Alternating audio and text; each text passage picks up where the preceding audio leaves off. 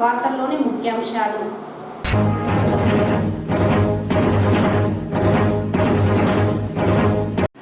తిరుమల శ్రీవారి దర్శనార్థం రేణిగుంటకు చేరుకున్న ముఖ్యమంత్రి నారా చంద్రబాబు నాయుడు. ముఖ్యమంత్రి చంద్రబాబుకు ఘన స్వాగతం పలికిన కూటమి నేతలు.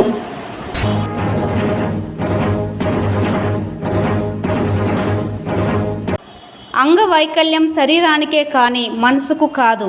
జిల్లా కలెక్టర్ సుమిత్ కుమార్, ఎమ్మెల్యే గురజాల జగన్మోహన్ వెల్లడి.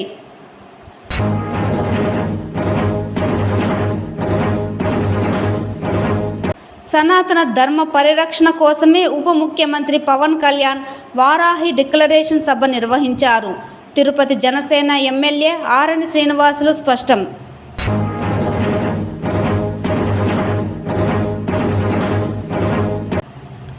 చిత్తూరు నగరంలో ఘనంగా ప్రారంభమైన శరన్నవరాత్రి ఉత్సవాలు.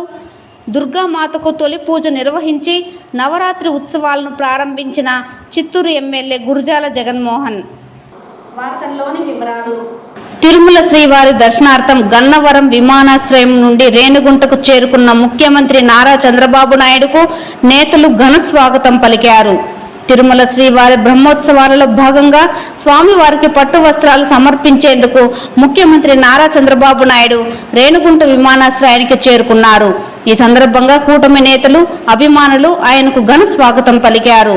అనంతరం రోడ్డు మార్గాన తిరుమలకు ముఖ్యమంత్రి చంద్రబాబు బయలుదేరారు. ఇదిలా ఉండగా తిరుమలకు చేరుకున్న ముఖ్యమంత్రి చంద్రబాబు శ్రీవారి వార్షిక బ్రహ్మోత్సవాలలో తొలి రోజైన శుక్రవారం రాత్రి రాష్ట్ర ప్రభుత్వం తరపున శ్రీ వెంకటేశ్వర స్వామి వారికి పట్టు వస్త్రాలు సమర్పించారు. ముందుగా ముఖ్యమంత్రి కుటుంబ సభ్యులతో కలిసి శ్రీ బేడి ఆంజనేయ స్వామి వారి ఆలయం వద్దకు చేరుకున్నారు. అక్కడి నుంచి మంగళ వాయిద్యాల నడుమ ఊరేగింపుగా శ్రీవారి ఆలయం వద్దకు చేరుకున్నారు. తర్వాత ముఖ్యమంత్రి ధ్వజస్తంభానికి నమస్కరించుకుని శ్రీవారిని దర్శించుకున్నారు.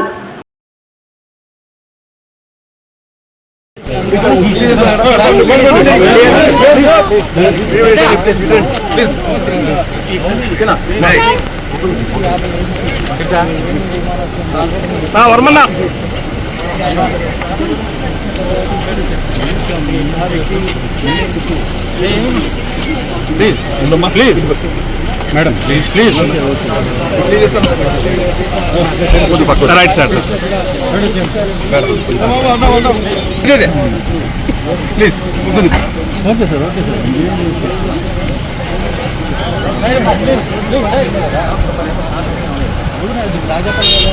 ఓకే ప్లీజ్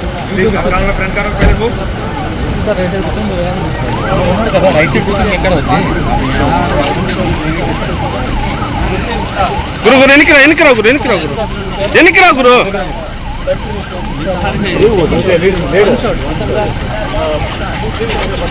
లేడు మూవ్ అయింది సార్ లాలా ಇಲ್ಲ లోకేష్ వర్ల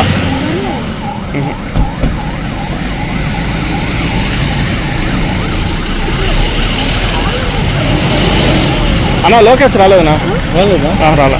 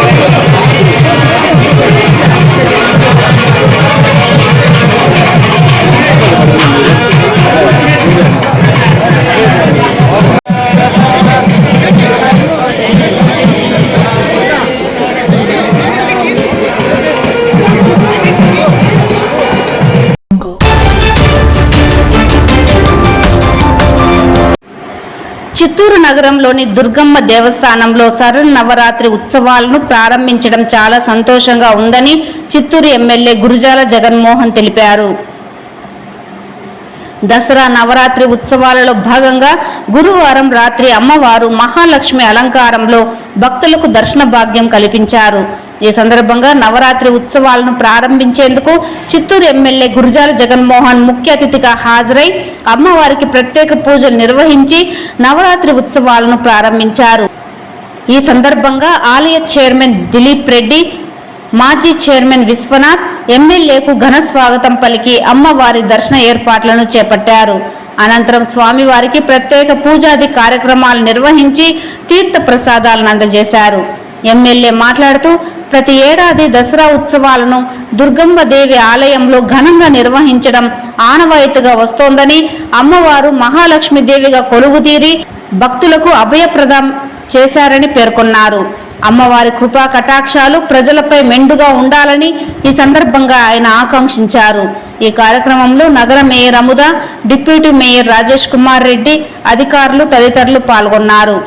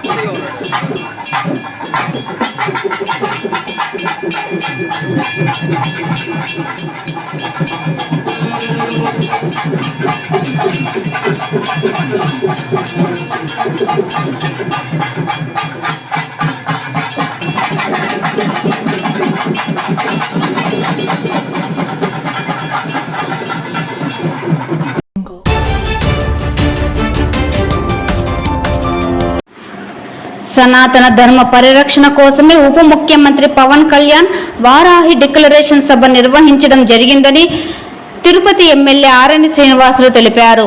ఈ సందర్భంగా ఏర్పాటు చేసిన మీడియా సమావేశంలో ఆయన మాట్లాడుతూ తిరుమల పవిత్రత పైన 11 రోజుల పాటు నిర్విరామంగా పూజలు నిర్వహించి శ్రీవారి వద్దకు ఉప ముఖ్యమంత్రి పవన్ కళ్యాణ్ చేరుకొని మొక్కులను చెల్లించుకున్నారని అన్నారు.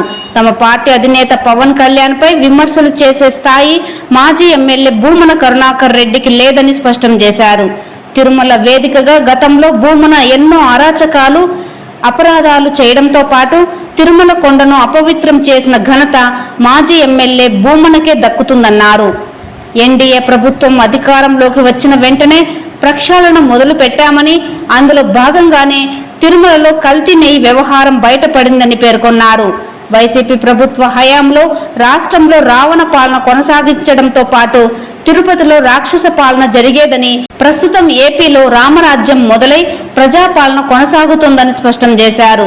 ఇప్పటికైనా వైసీపీ నేతలు తాము చేసిన తప్పులను తెలుసుకోవాలని, లేని పక్షంలో భవిష్యత్తులో పార్టీ భూస్థాపితమయ్యే రోజులు దగ్గర పడ్డాయని చురకలంటించారు. మీడియా మిత్రులకు అందరూ కూడా రావడం, ఈ చేపట్టిన దీక్ష ముగింపు సందర్భముగా భారీ బహిరంగ సభ జరగడం, అందరికి కూడా స్వాగతాలు తెలియజేసుకుంటూ, వారందరికీ కూడా కృతజ్ఞతలు ధన్యవాదాలు తెలియజేసుకుంటూ, చాలా తిరుపతి నియోజకవర్గంలో ఎన్డీఏ కూటమి ప్రభుత్వం ఏర్పాటైన తర్వాత మొట్టమొదటిగా ఉప ముఖ్యమంత్రి వారాహి బహిరంగ సభ చేపట్టడం జరిగింది. ఆ ఒక్క సభ విజయవంతమైన చేసిన ప్రతి ఒక్కరికి పేరు పేరున మరొకసారి కృతజ్ఞతలు ధన్యవాదాలు తెలియజేసుకుంటూ, ఆ ఒక్క సభలో అందరికీ కూడా తెలిసిన విషయమే, ఈ యొక్క వారాహి సభ హిందూ సాంప్రదాయాలకు అనుబంధంగా కొనసాగిన ఈ యొక్క మొట్టమొదటి సభ చాలా విజయవంతంగా సాగింది. ఒక తిరుమల కలియుగ వెంకటేశ్వర స్వామికి నైవేద్యాల్లో ఉపయోగించే నెయ్యి పదార్థాలు, ఆహార పదార్థ ధాన్యాలు ఇవన్నిటి కూడా కలుషితమైంది, కల్తీ జరిగింది. ఏడుకొండల వెంకటేశ్వర స్వామి తప్పు జరిగింది.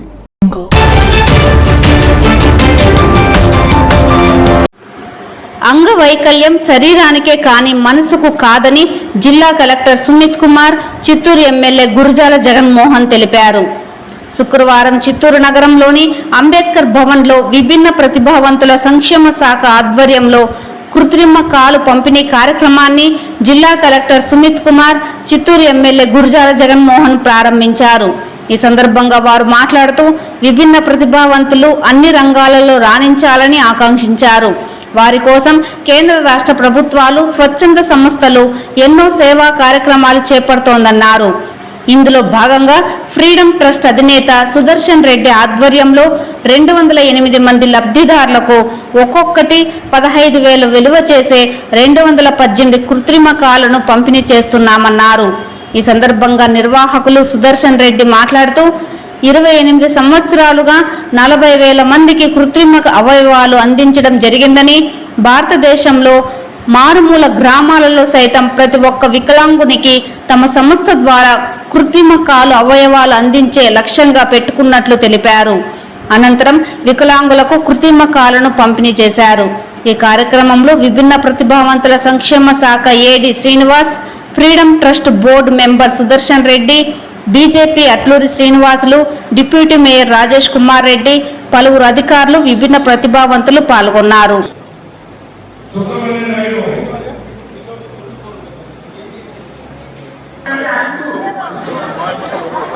చేస్తూ ఉంటాం, నెలకు 6 క్యాంపులు చేస్తాం. అదే 12 స్టేట్స్లో చేస్తున్నాము, స్లోగా ఎక్స్పాండ్ చేస్తాం. ఇదే మా వల్ల కొంచెం సిఎస్ఆర్ ఫండ్స్ వస్తుంది డోనర్స్ దగ్గర, బట్ మనం చేయాలి కదా క్యాంప్స్. ఒక కొలత ఎత్తుకొని పోయినామంటే 2 నెలలు అవుతుంది తయారు చేసేది. ఖర్చు ఒకదానికి 11 నుంచి 12, 15 వేలు, కొన్ని మందికి వచ్చి 20, 30, 60 వేలు కూడా అవుతుంది. అది ఇది పద్ధతి. మీకు ఇలాంటి ఫ్యాక్టరీలు ఏమి 2 ఉన్నాయి. దీనివల్ల వాళ్ళకి ఎఫెక్ట్స్ రావడం అంటే నడిచేటప్పుడు ఇబ్బంది ఏమి అది ఏం ఇబ్బంది ఉంటే కూడా మేము సర్చ్ చేసి ఇస్తాం. 1 సంవత్సరం వారంటీ. ఓకే, మేము ఇచ్చేది మొత్తం ఏమో ఫ్రీగానే ఇస్తాం. నెక్స్ట్ యాడ్స్ కూడా ఉంటాయి సార్. హ్యాండ్స్ కూడా ఇస్తామండి. హ్యాండ్స్ ఇప్పుడు ఇచ్చేది ఫంక్షనల్ హ్యాండ్స్ కాదు, legs are functional hands. Hands ఇచ్చేది ఒక చెయ్యి ఉంటుంది డబ్బీగా, బట్ ఫ్యూచర్లో ఫంక్షనల్ హ్యాండ్స్ ఇవ్వబోతుంది. ఫ్యూచర్ చెప్తున్నాను కదండి, throughout India, rural India mainly విలేజెస్లో అన్ని యాక్టివిటీస్ని నడిపించాలి అర్థం మా విషయం.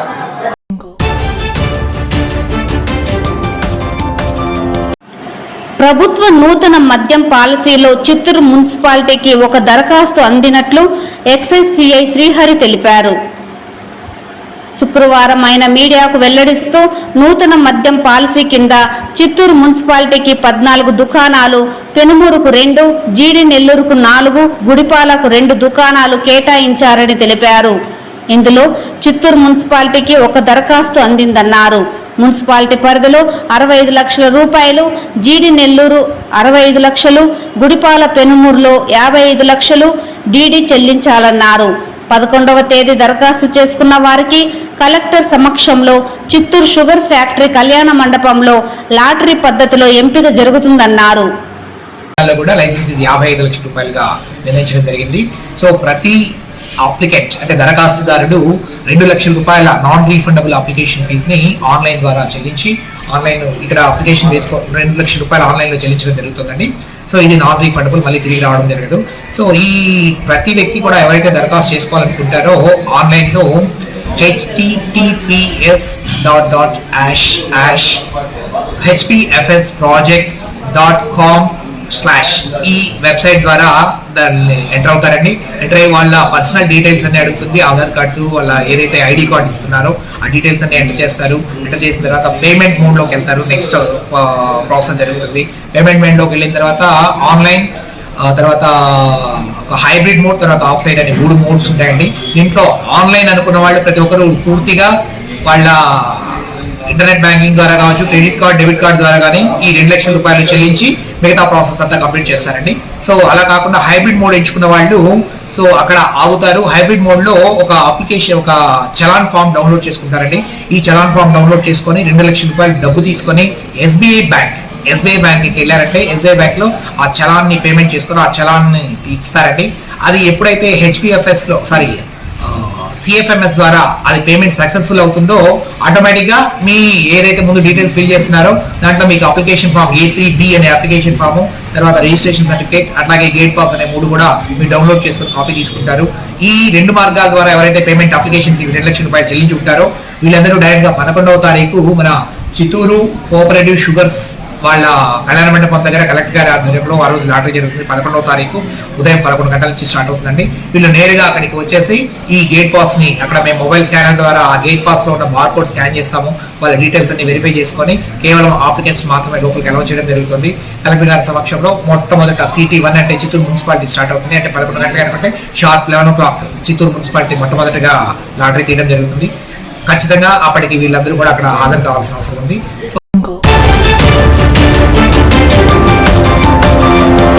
చిత్తూరు నగరంలో వెలిసిన ప్రముఖ మహాలక్ష్మి గోదాదేవి ఆంజనేయ స్వామి సమేత వెంకటేశ్వర స్వామి ఆలయంలో వార్షిక బ్రహ్మోత్సవాలలో భాగంగా స్వామివారికి ధ్వజారోహణ కార్యక్రమాన్ని నిర్వహించినట్లు ఆలయ ప్రధాన అర్చకులు రంగనాథ స్వామి తెలిపారు. ఈ సందర్భంగా ఆయన మీడియాతో మాట్లాడుతూ ఈ నెల 3వ తేదీ నుంచి ప్రారంభమైన వార్షిక బ్రహ్మోత్సవాలు 12వ తేదీ వరకు నిర్వహించడం జరుగుతుందన్నారు. శుక్రవారం సాయంత్రం 7 గంటలకు పెద్ద శేష వాహనం పైన స్వామివారు భక్తులకు దర్శన భాగ్యాన్ని కల్పిస్తారని తెలిపారు. భక్తులు విశేష సంఖ్యలో పాల్గొని స్వామివారి కృపా కటాక్షానికి పాత్రులు కావాలని కోరారు.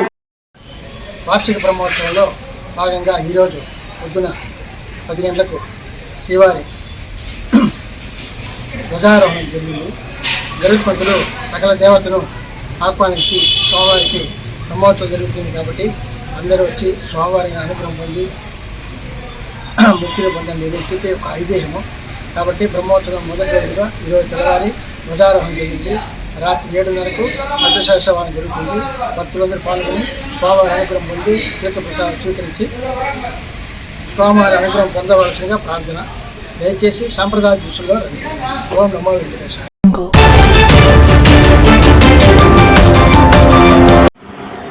తిరుమలలోని రామ్ బగీచా 2 విశ్రాంతి భవనం మొదటి అంతస్తులో శుక్రవారం మధ్యాహ్నం TTD EO Shyamala Rao, additional EO Venkaiah Chowdary, CVSO Sridhar media సెంటర్ను ప్రారంభించారు. ఈ సందర్భంగా ఈవో మాట్లాడుతూ శ్రీ వెంకటేశ్వరుని వైభవాన్ని భక్తులకు టీటీడీ అందజేస్తున్న పలు యాత్రికుల సౌకర్యాలను బయట ప్రపంచానికి విస్తృతంగా తెలుసుకోవడంలో మీడియా పాత్ర ఎంతో ఉందన్నారు.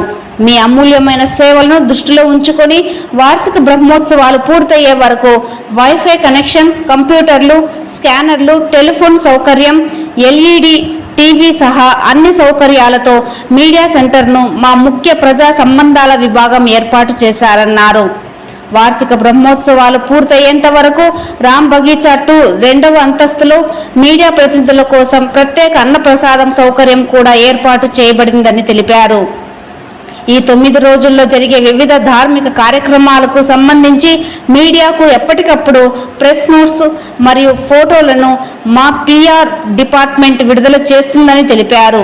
ప్రపంచవ్యాప్తంగా ఉన్న భక్తులకు శ్రీవారి వైభవాన్ని మరింత విస్తృతంగా ప్రచారం చేయాలన్నారు.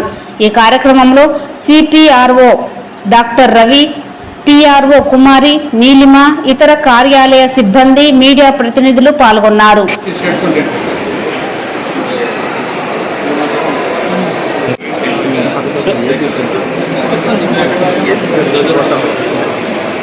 వచ్చి స్వయంగా అనేది ఇక్కడ బ్రహ్మోత్సవాలు జరిగినవి అందరూ కూడా ఇక్కడ చూడలేరు కాబట్టి, స్వామివారిని దర్శించుకోలేరు కాబట్టి మీడియా ద్వారానే ఇక్కడ ఏం జరుగుతుంది, ఏ విధంగా చేస్తున్నాము అనేది ఒకటి. తర్వాత మీడియా ద్వారా మాత్రమే ఇక్కడ జరిగే కార్యక్రమాలని, వాహన సేవలు కానీ లేకపోతే బయట జరిగిన కార్యక్రమాలన్నీ కూడా చూడటానికి అవకాశం ఉంది. అలాగే ఇక్కడ జరిగే విషయాలు కూడా మీరు ప్రజలకి చేరవేస్తూ ఉంటారు. అందుకని మీ సహకారం కూడా చాలా ముఖ్యం మనందరికీ కూడా. మీ అందరి సహకారంతోనే ఈ బ్రహ్మోత్సవాలు అనేవి చాలా సక్సెస్ఫుల్గా చేయగలం. మీ కోఆపరేషన్ కోరుతూ నేను సెలవు తీసుకుంటున్నాను. ఓం నమో వెంకటేశ. ఈ వార్తలు ఇంతటితో సమాప్తం. నమస్కారం.